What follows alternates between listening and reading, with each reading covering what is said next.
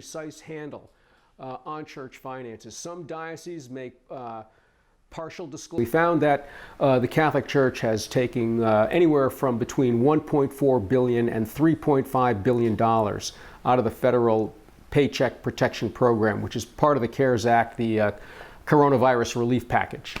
And we found that the church did this through a specific lobbying effort.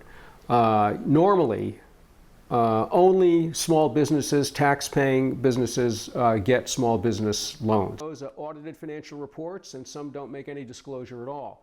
However, this action by the Small Business Administration is unprecedented because it's actually using federal money to pay the salaries of priests and ministers. I mean, it's almost as if there is no wall between church and state because the federal government is using taxpayer dollars to pay priests and ministers. It's also unprecedented that a religion would actually get preferential treatment, which is what's happening here. So I think legal scholars are very concerned that the wall between church and state it might be disappearing.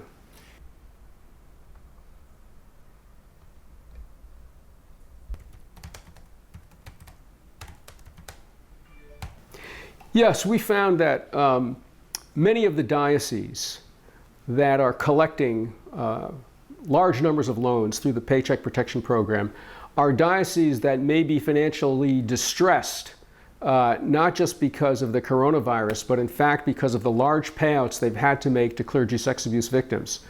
And many of these payments have been made quite recently through compensation funds, victim compensation funds.